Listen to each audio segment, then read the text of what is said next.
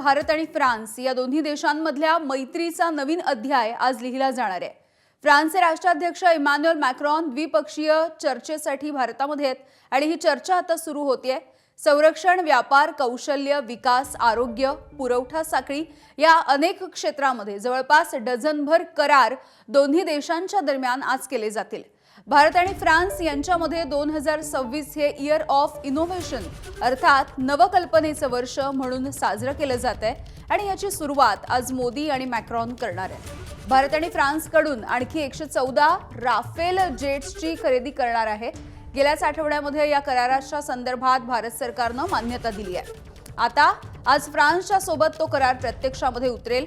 याशिवाय Russia Ukraine युद्ध, गाझामधली युद्धजन्य परिस्थिती या मुद्द्यांवरती देखील दोन्ही नेते हे चर्चा करतील। मॅक्रॉन मुंबईच्या नंतर नवी दिल्लीमधल्या AI परिषदेसाठी देखील उपस्थित राहतील।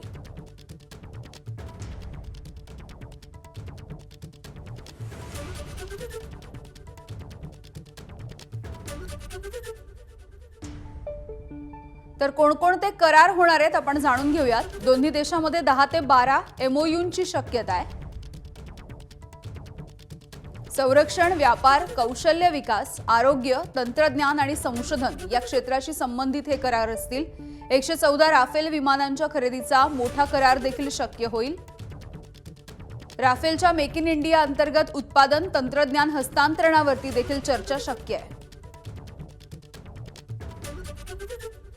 AI इनोव्हेशन, उच्च तंत्रज्ञानाच्या क्षेत्रामध्ये सहकार्य वाढवण्याच्या संदर्भात पावलं उचलली जाऊ शकतात। तांत्रिक हिस्सा, संशोधन, AIच्या धोरणांवरती सहमती देण्याची देखील शक्यता आहे। व्यापारी आर्थिक सहकार्यामध्ये नवीन भागीदारी आणि गुंतवणुकीसाठी प्रोत्साहन दिलं जाणार आहे। India France year of innovation 2026 हे सुरू करण्याची घोषणा होती आहे। स्टार्टअप, संशोधन संस्थांसह नव्या तंत्रज्ञानाच्या माध्यमातून विकास साधण्याची ही योजना आहे। जागतिक धोरण, इंडो पॅसिफिकमध्ये सामरिक सहकार्य, हवामान बदल, जागतिक सुरक्षेविषयी विचारांची देवाणघेवाण देखील होणार आहे।